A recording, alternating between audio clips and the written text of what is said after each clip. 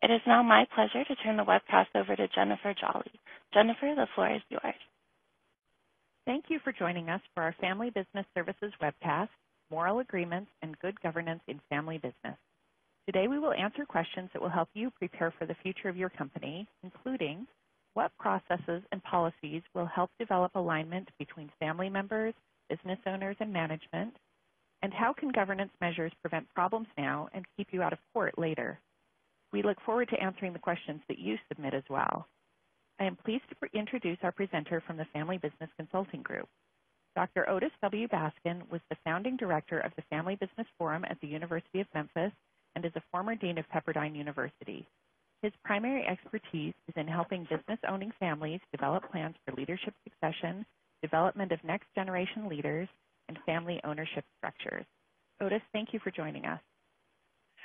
Thank you, Jennifer. It's really good to be with you, and good morning, everyone. I'm happy to have the opportunity to speak with you about moral agreements and good governance in family business. Perhaps it's worth a few words about moral agreement and governance in our discussion today. It simply is designed to reflect the fact that not every agreement that is beneficial in a family business is necessarily a legal agreement. Certainly some should be. But it's much more important for those who are going to own a business together to make sure they have understandings that are able to help them move forward as owners and operators of a successful business. And so that will be our focus. While some of the things we discuss will be legal in nature, others will be simply agreements between family members and their management in terms of how they work together. So with that in mind, let's look at some of the issues that drive family businesses all over the world. And the first one is a saying that is all too common: shirt sleeves to shirt sleeves in 3 generations. Wealth doesn't last beyond 3 generations. Everyone is familiar with this, regardless of the part of the world in which they exist. And that says something very profound about family business. It says that generational transitions are particularly challenging. We're going to look at a little bit at why that's true, but more specifically at how these moral agreements can help to beat these odds of third-generation challenges in family businesses. So the number one challenge, the biggest problem that everyone faces is change. But change is inevitable. We all know we must face it. And yet, changing, particularly at generational transition points, can be very difficult for family businesses because things that we did not anticipate can surprise us.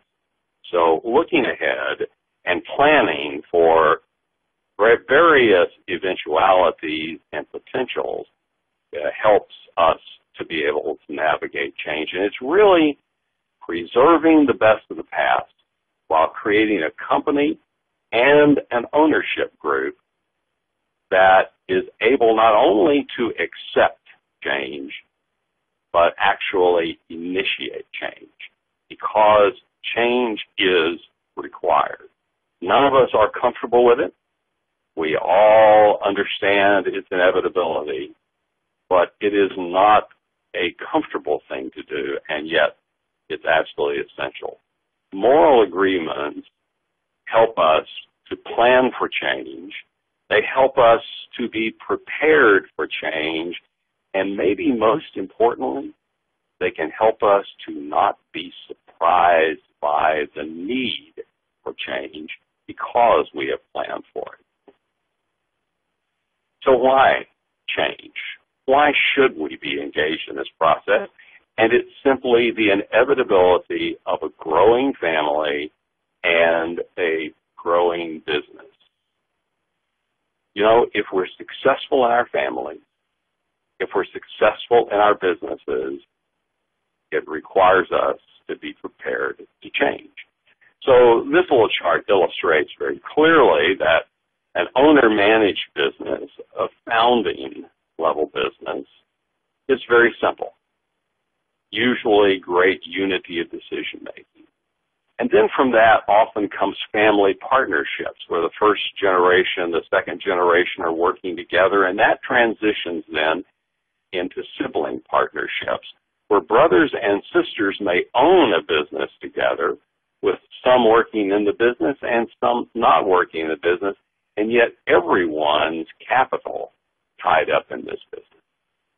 And then moving to that third generation, cousins collaboration, we see how complex that can become.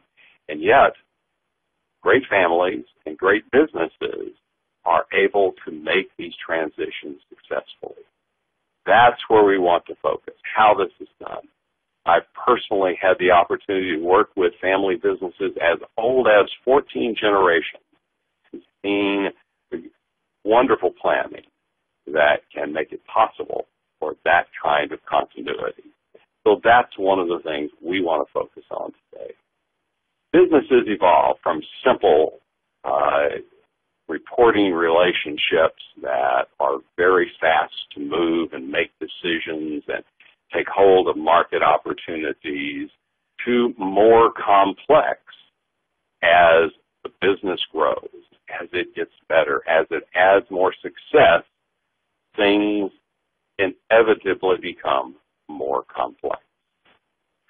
So looking at this and understanding some of the typical stages of a family business, I think can help us to be prepared for these complexities and to plan to initiate change in ways that can be very effective in accomplishing the goals of the family, the goals of the business simultaneously. But if we think about the three generations, from founding, controlling owner, to sibling partnership, to what we term a cousin consortium in family business, there are certain key elements in terms of the form of the business, the leadership of the business, how the business is governed with a board of directors, to the family form of decision-making, all of which require certain agreements. When we look at this, one of the most difficult issues at the first generation transitioning to second generation is the issue of letting go, and everyone's familiar with that. It's very difficult for founders sometimes to let go. And often people feel, well, if we can just get that accomplished, everything's going to be fine. But that isn't necessarily true, because too often in the sibling partnership, rivalry can occur. Sibling rivalry can be translated into business rivalry that can be very debilitating. At the cousin consortium, you may have the issue often of, are the cousins really committed to this? By the time we get to that many people, that far away from the founding, what's their true level of commitment? How do we build that?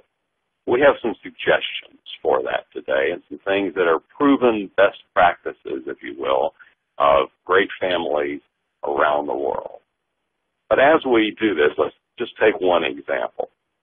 I worked with a wonderful family where the mother and father had done an excellent job of estate planning.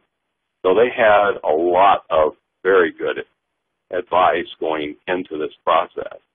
Part of their estate planning was to gift shares of their company to their 4 children. Now, this was a very good thing to do in terms of tax, but it was also a very good thing to do in terms of planning for the future, because their 4 children were all very competent, qualified people. All of them had MBAs.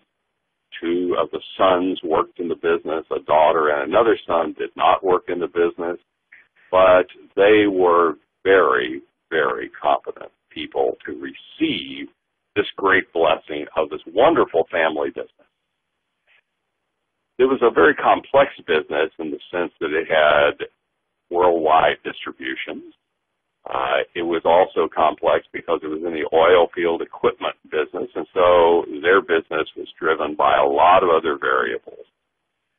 As time went on, Dad decided it was time for him to step down in terms of directly leading the business day to day.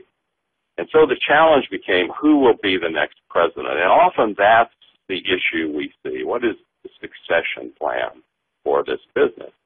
Well, Dad did a great job of succession planning. He involved outside advisors.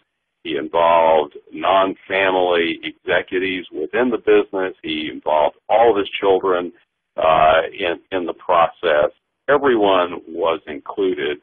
And the ultimate outcome was that one of his sons who worked in the business was chosen to succeed him in leading the business. And everyone understood why this son was the right person to do that. So there really wasn't any conflict over his qualifications, his ability. Certainly there were some hurt feelings among those who weren't chosen, but they were things that people could get over. And so this son, who was chosen to succeed his father, was leading the company for just about an entire year before an issue arose. And the issue comes around how Dad makes decisions, because very often at this point, everyone turns to this next generation leader and says, make them just the way Dad did, because it's been very successful for us all.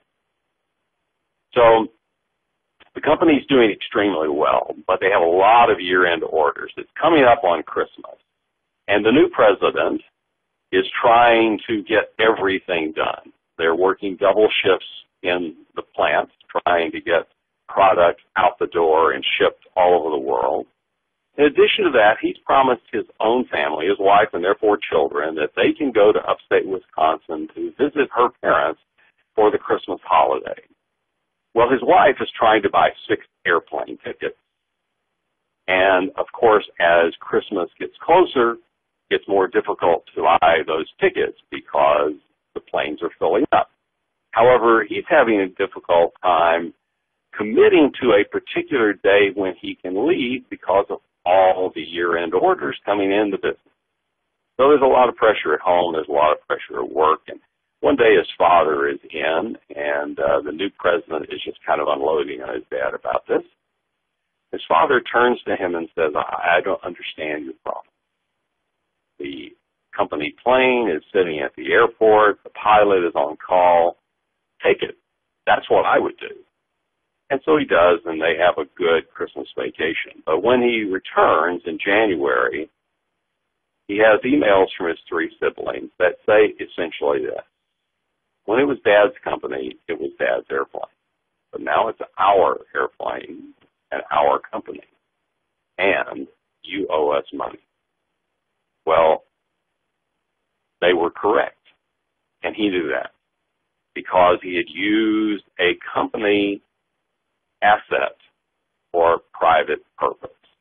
He had something his father never had, shareholders. And he had a responsibility to all the owners, all the shareholders of this business, not just his father. So all of a sudden, there is a need for some agreements here. They aren't all legal agreements, but there was obviously an agreement about how we're going to use the company airplane.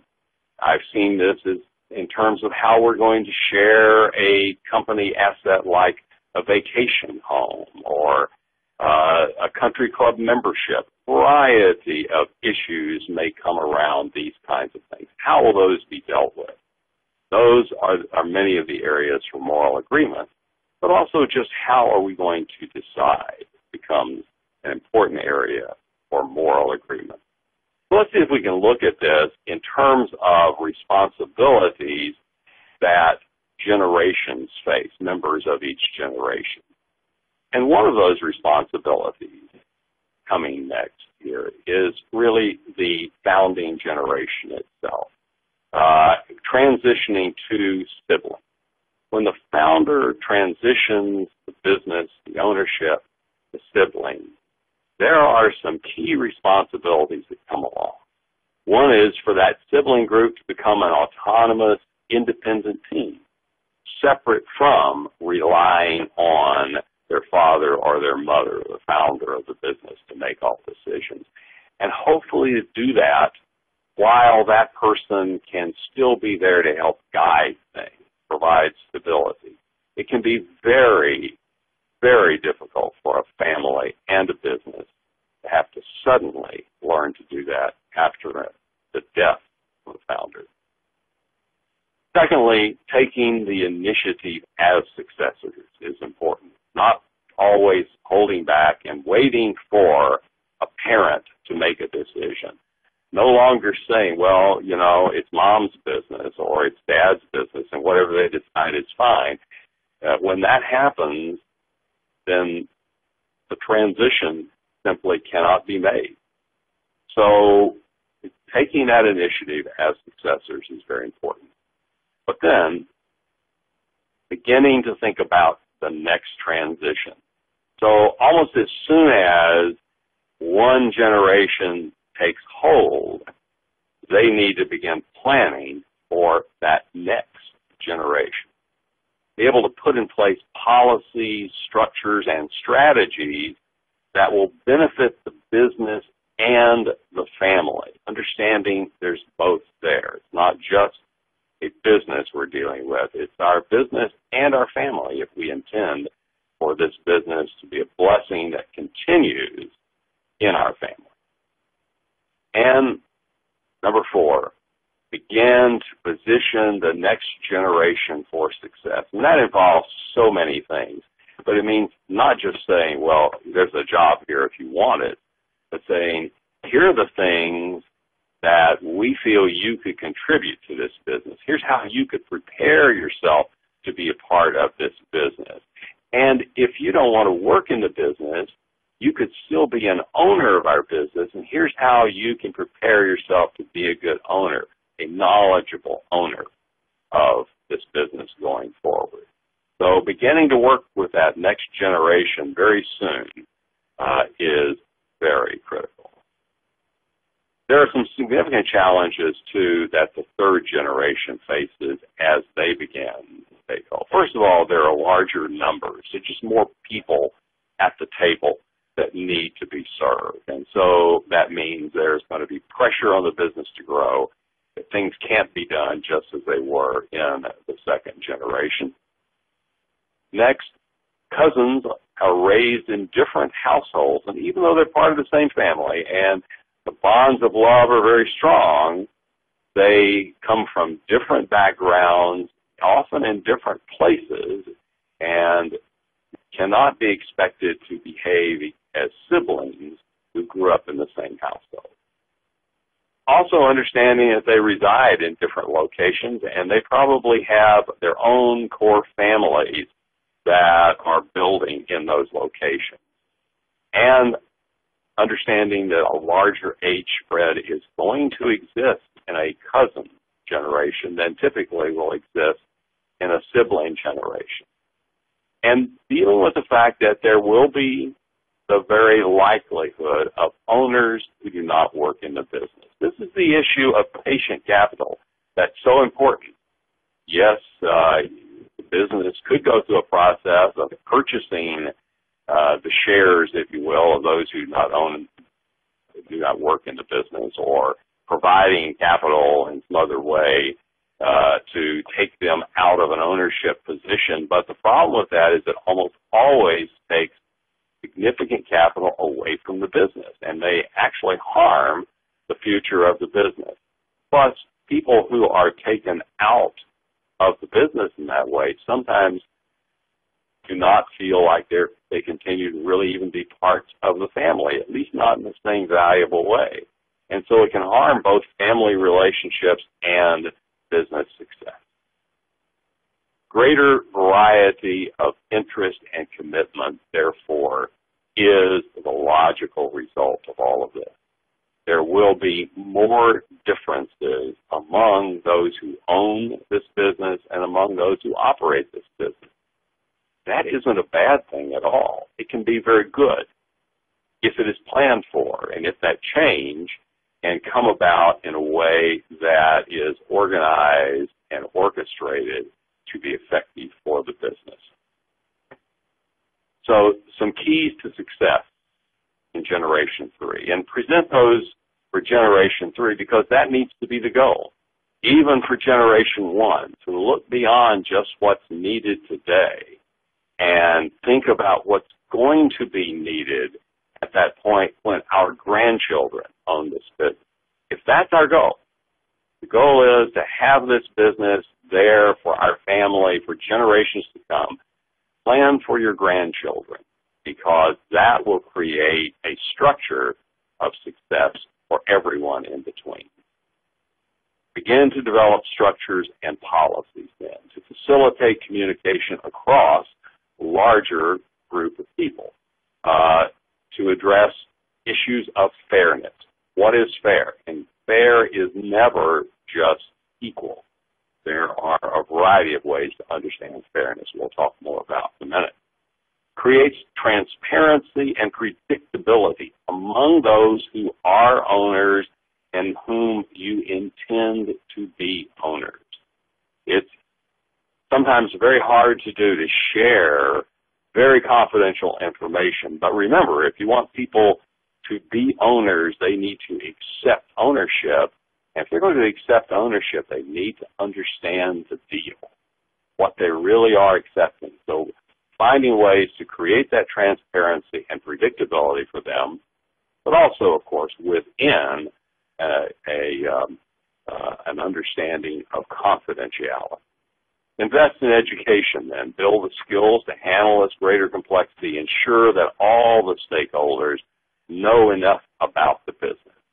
Everyone doesn't have to know what the next CEO knows, but everyone needs to have enough information to be a good owner. And therefore, it really means an investment in family commitment.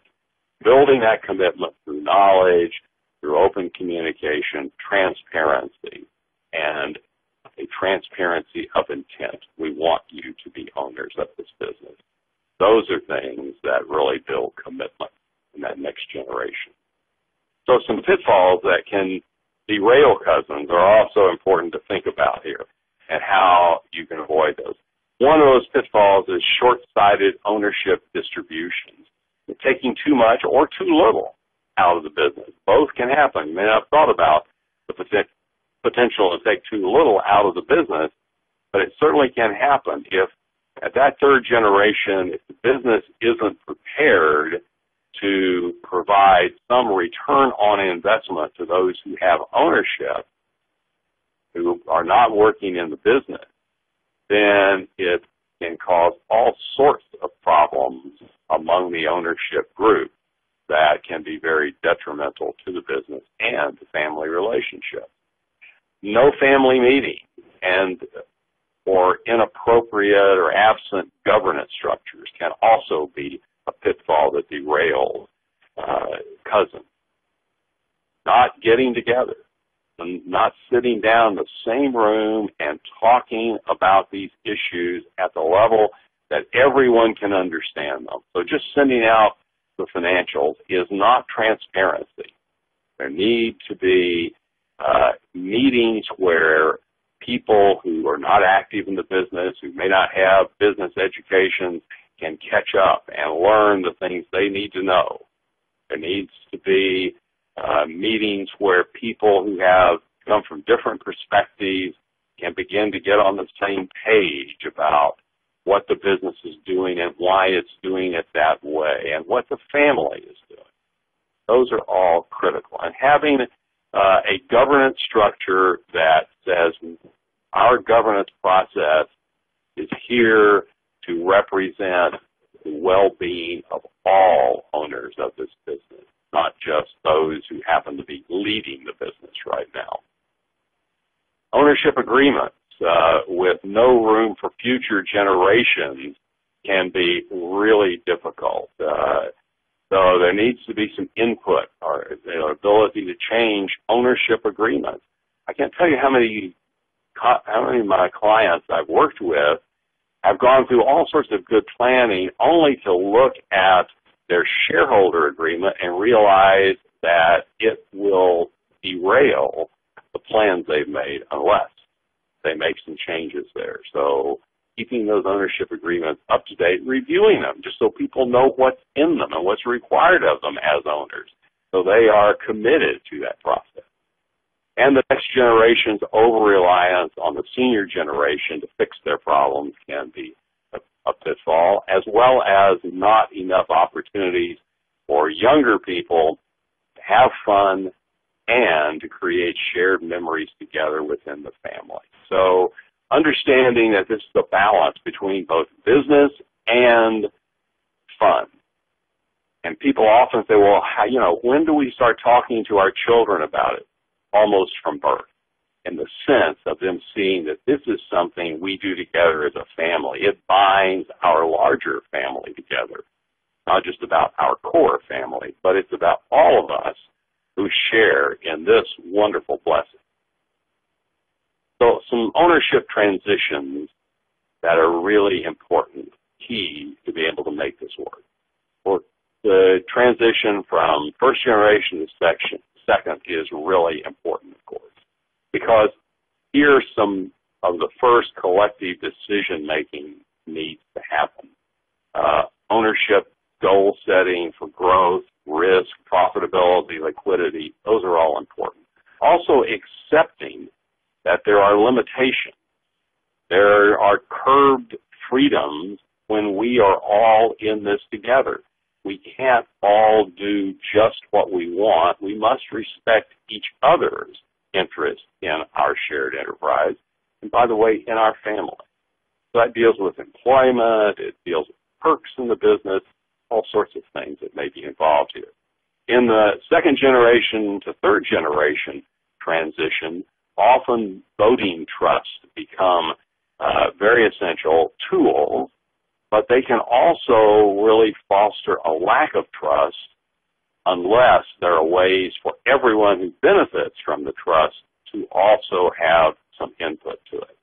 And increasing diversity and dispersion of the group can be a real problem, and therefore finding ways to bring families together, even though naturally in our society forces take them apart in terms of distance and experience and things of that type.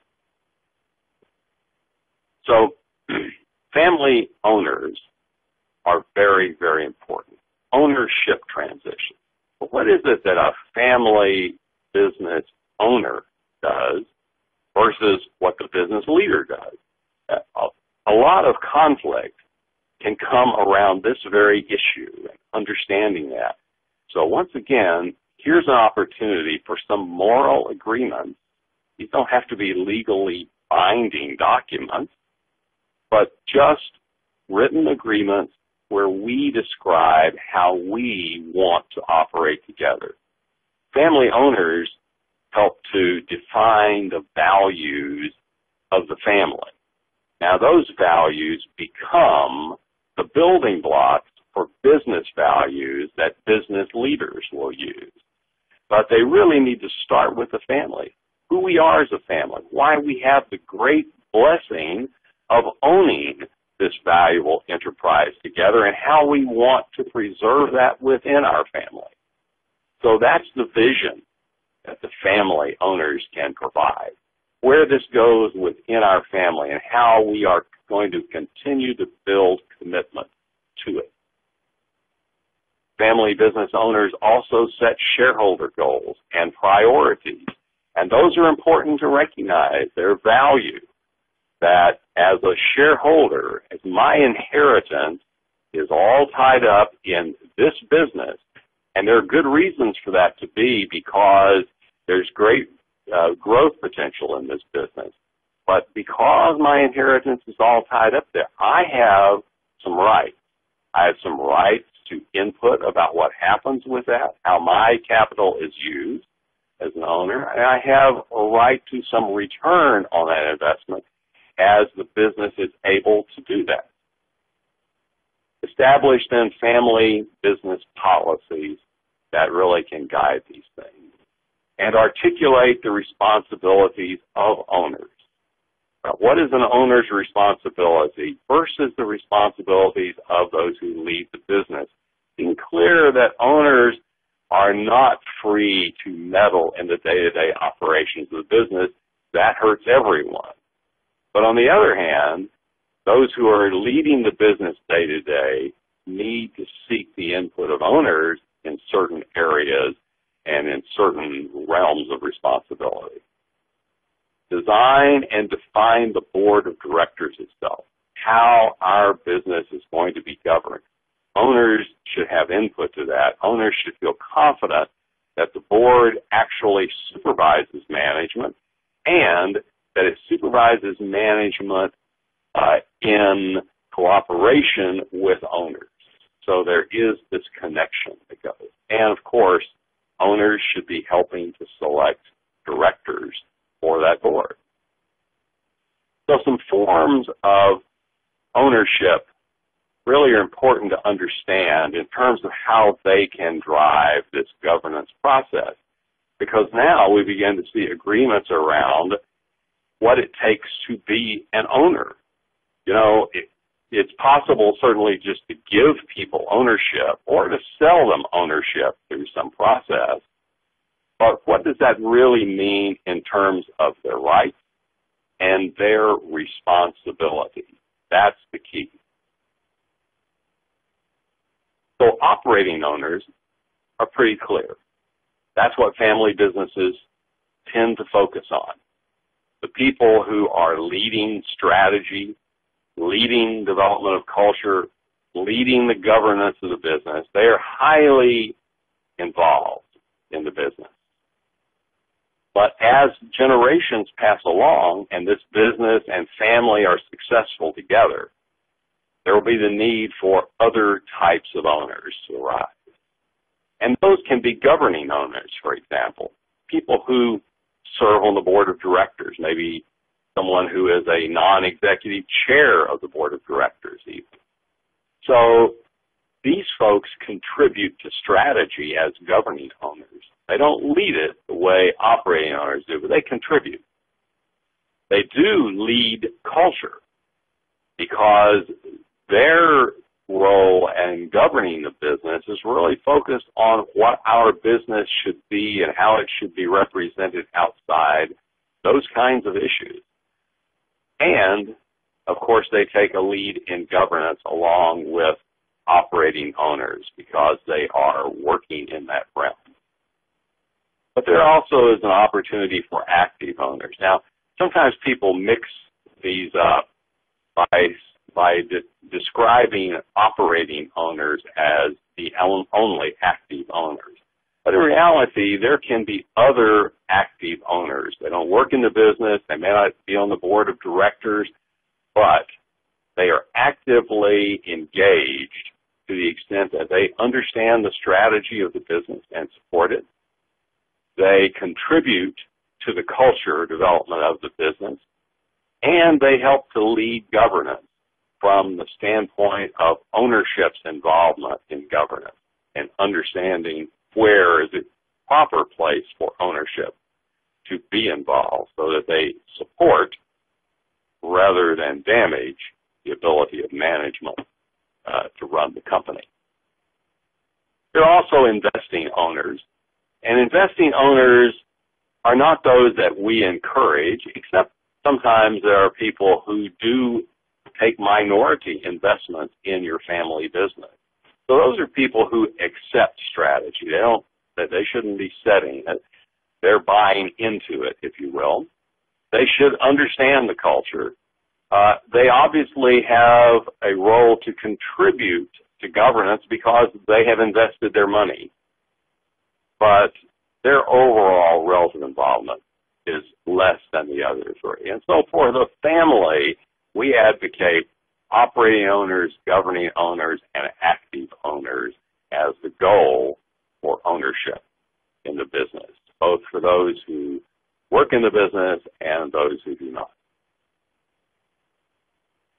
So some essentials of good governance for family business then that come around the development of these moral agreements. First of all, a functioning board of directors. Understanding how we're going to behave and work with our board of directors is critically important. An owner's council and the agreement about how that owner's council will function. It's simply an owner's meeting, but realizing that when we have a group of people who own this business, we need to make sure that we communicate enough to be able to give adequate and useful direction to management and create that link between owners and management that can be so powerful in family business. And then family business planning for both ownership succession and leadership succession for the future. How are we going to do this in the future? How do children grow up in our family, understanding their opportunities here, understanding their responsibilities? And family councils. Who are we as a family? So creating documents that describe what we want to accomplish together as a family and a way to keep us together. You know, the natural tendency of families is to spread apart geographically and in terms of communication. How many friends do you have who only see most of their cousins once every 10 years at some kind of family reunion? It's pretty standard in our society. And yet, if that happens in a business-owning family, then there's greater potential for all types of conflict to occur. So keeping the family closer together becomes a structure really of family governance. Some form of ownership structure is essential to continuity, both on the family side and on the business side. So it begins to look like this. If we think about the three circles of family businesses, there's family, there's management, and there's ownership. But those really aren't the only three roles. There are many roles as you begin to see these overlap. But the kinds of documents, the kinds of agreements that are necessary, both legal and moral, can be described, I think, generally as a family council and a family constitution would go along with that to help create the community of family and to keep that community strong and focused for generations to come. And then within the business, a board of directors and a charter for that board that helps to protect the heirloom, if you will, the legacy of this family as owners of this business. And then in the ownership group, certainly there's the need for good stewardship, both on the family side and the business side. And so an owner's council and a charter for that council that describes both the rights and the responsibilities of those who have ownership and those who aspire to ownership within the family. So step back in for a moment and just think about what really makes family business successful. I think it can all be summed up in one important word: trust. Trust is what brings families together. It's what holds families together, and it's what makes family businesses successful. But trust can't be taken for granted. It can evaporate when that happens. It needs to be maintained. It needs to be built. It needs to be updated for the future. So that leads us to what we term the relationship capital model. It really helps to maintain family and business relationships through good governance itself. So we think about the roles of owners and the role of management, how powerful it can be if those are linked. A direct understanding there can be extremely powerful in any business situation. But in a family business, There are new owners coming along. There are others who are part of the family who may not have ownership directly, but who are affected by this. And so the family has to be considered and linked in this process as well. And the family needs to understand what their responsibility is, both in terms of maintaining confidentiality, in terms of not meddling in management, but being able to support management, and the same is true of owners. All of that, creating those mutual understanding is really what builds and maintains trust from one generation to the next, creating the moral agreements that help us to know how we plan to do that is really the most important part of it. So this leads us to a parallel planning process that we advocate in the Family Business Consulting Group. It really says that these things need to be planned both on the family side and the business side.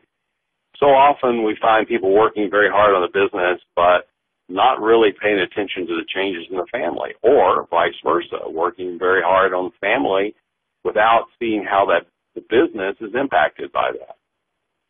Both need to be there. It's impossible to plan a successful future for any business unless there's a successful future for the ownership of that business. And it's impossible to plan a successful family's future if their business interests are going to be pulling them apart. So all of these plans, values, strategic thinking, shared future vision, and the formulation of a variety of plans all need to be done both on the family and the business side of the equation. The reason for that is that there is very much a business of the family and a business that the family owns. And the business needs certainly to have shareholders and a board of directors and management as key parts of their decision making. But the family needs some ways to make decisions too, decisions about how to prepare people for eventual roles in this business, either as shareholders or members of the board of directors or as management or all three, and how they're going to continue to support that business ownership for the future. So that's where this link comes in, communication between the family and the business, and typically that happens around the family council and its policies and the board of directors and its policies. And so those need to be coordinated. They're not the same. The family council doesn't make decisions for the board of directors that should be made there. The board of directors doesn't make decisions for the family. But there needs to be enough overlap for communication so that they don't make decisions that work against each other and ultimately lead to separation within them.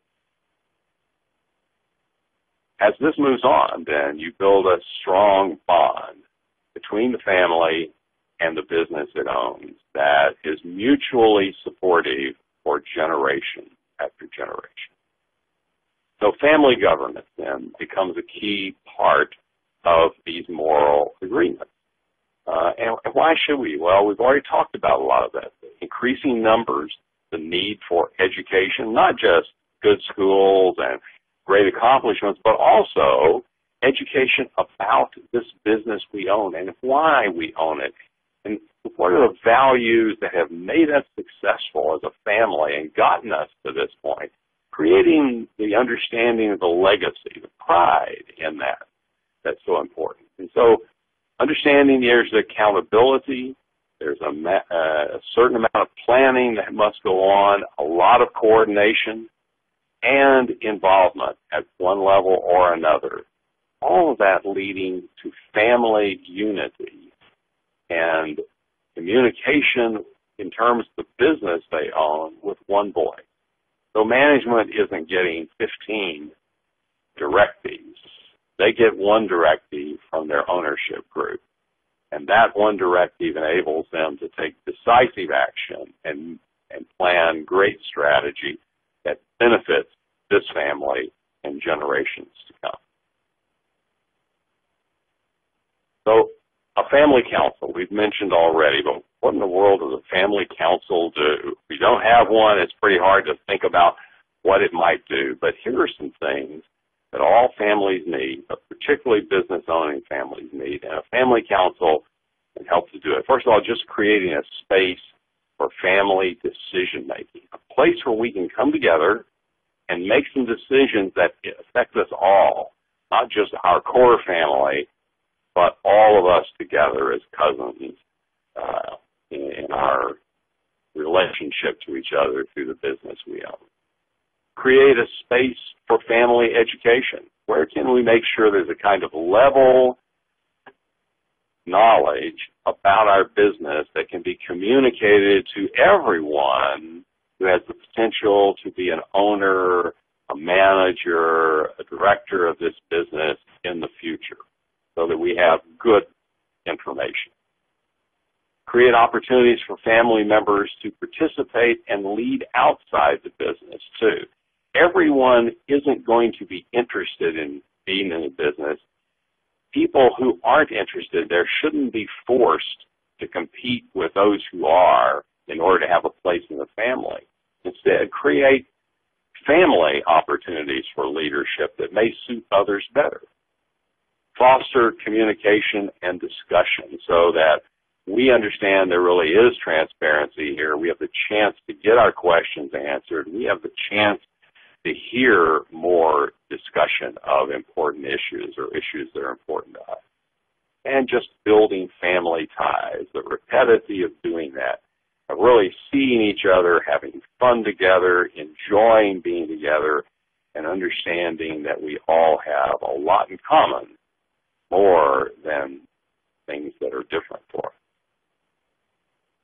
So some family values that can anchor a balanced scorecard for the family, I think, create important policy points for you to consider. First of all businesses need to grow, but growth sometimes can work against profitability. Profitability and growth can both present some risks that need to be balanced, and the need for liquidity or return on investment to shareholders is always there. So these are four things that really pull on all businesses, but certainly family business. But creating a common vision about why we are stewards of this business and the potential of this business going forward, having that vision in common within the family and developing some documents that communicate that are really important. Around that then comes values. That's who we are as a family, and these are the core things that really make us who we are and create our common identity. A values statement, a moral agreement, if you will, about those values and what they mean to us, be very powerful in preventing and managing any conflicts within a family. So some fair processes. I said we talk about what's fair. You know, I think it's best described as a process. We're going to do things in certain ways. There will be no surprises here. Everyone who knows the issue and the call to decision beforehand has the ability to prepare. No conflicts of interest. We're going to excuse ourselves where there really are conflicts of interest. If this affects my paycheck, then I shouldn't be voting on it as a shareholder. I need to excuse myself. Sincere care. We really do care about each other and continue to develop that mutual commitment. Good contact. We really behave well with each other, and we practice that. Objective outsiders. We bring in those independent directors. We bring in non-family executives, other advisors who can help us because they give us an objective point of view, and that's important to our decision-making. And post-decision review. You know, we go back and look at things again. We don't say, well, it was decided, it can never be revisited. No, it can always be looked at and understood better and perhaps adjusted for better future outcomes. The 7 P's of highly effective family agreements, I think, are a great guideline for any family attempting to do these things. They should be positive. They should be philosophical. personal. They need to be participating. People need to be involved, but always professional. A process and a project orientation that leads to good outcomes and paradoxical resolutions. In other words, not a matter of just seeking a vote on something, but really looking for ways to create win-win solutions. Now, these are guidelines, but I think if we try to create policies and procedures of moral agreements around these things, achieving these, they'll be much more successful. So what are some of these policies we're talking about? Well, here's a list for your review. Certainly there are many of them that apply to governance, like criteria for board membership, the makeup of the board, and the frequency of family meetings, etc. Employment is an important one. What are the qualifications for family members to be employed in the business? It shouldn't be just the qualifications for the job in the business. It ought to reflect what we want our family to represent, how we want our family to be represented within the business. Those are key issues for a family to decide. Ownership and financial planning. Certainly ownership passes along in terms of estate planning, et cetera, but when that happens, everybody has a responsibility to everyone else to do good financial planning. So how do we work these together? How do we create good buy-sell agreements, but also good agreements about when and how we're going to value our business so there isn't conflict around those issues, how dividends will be decided. Interpersonal relationships, policies about conflict resolution. There will be conflict. That is natural in any family and in the best family. So how we deal with it when it occurs is very important to decide in advance. Decision making, how we're going to make decisions so that people don't feel left out and cut out.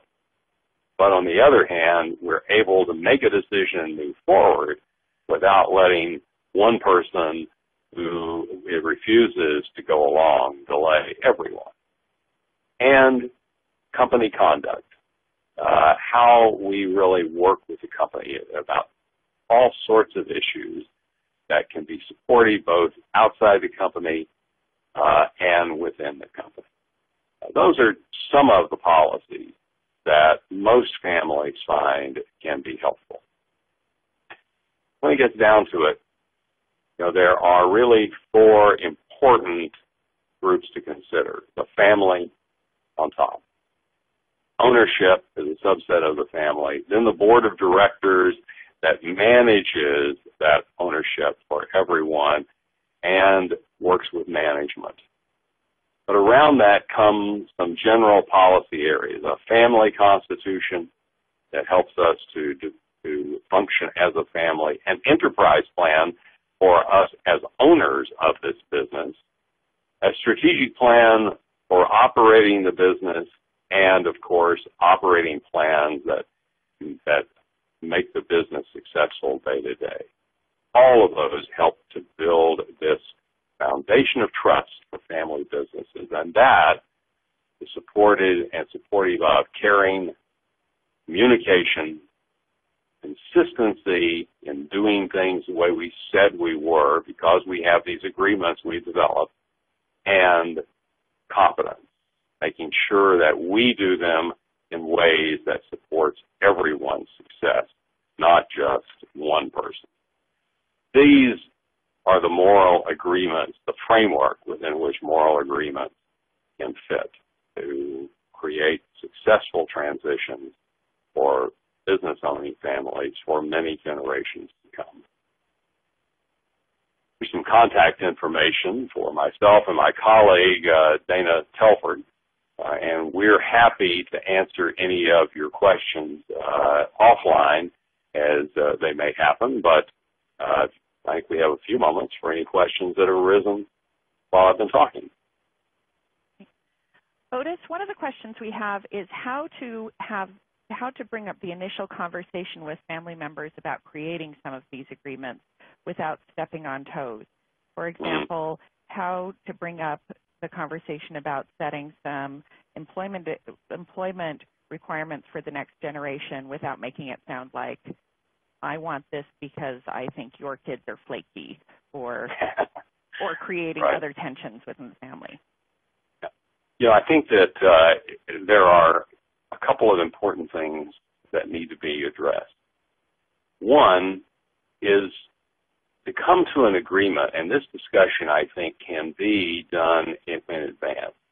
An agreement that what is good for the company is good for us all. That is, as the business is successful, it creates more wealth for everyone in the family, and therefore business success should be the goal of anyone who has chosen to work in the business, because that person's ability to contribute to the business benefits everyone.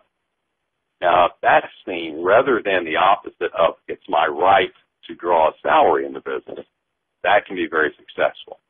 The next is to recognize that there's a way to share the fruits of ownership without drawing a salary, and to create that expectation. So in many businesses, particularly the transition from second to third, but sometimes from first to second, there needs to be an agreement about how we're going to distribute profits to owners. In the first generation, sometimes in the second generation, those profits are really distributed through salary. But when you reach a point where everyone cannot work in the business, everyone is not needed by the business, everyone should not work in the business. When you reach that point, there needs to be a way to reward people who do have ownership. And the other is to make sure there's a governance process that represents all owners, and so I don't have to be present in the office every day in order to make sure that my family branch is being treated fairly. We have a governance system that does that. So all of those things. Once you begin to do that, then it's logical to say, let's work on an agreement together about how people qualify to work in the business. We want everyone who's qualified to be here. We want everyone who's needed to be here. But let's start with an agreement about how we're going to help children understand what's needed. And I think you have to set aside those people who are already there and say, we're not going back and saying anyone currently in the business isn't qualified. What we're doing is looking ahead and saying, what do we think our business will need for the future, and therefore what should we encourage our children to do? So begin to take that future perspective. Great, thank you. We're at the end of our time. Again, we want to thank Otis very much for his presentation today and for our participants, and we look forward to our next webcast, which will be coming up next quarter. Thank you. Thank you. Thank you to all of our participants for joining us today. We hope you found this webcast presentation informative. This concludes our webcast. You may now disconnect. Have a good day.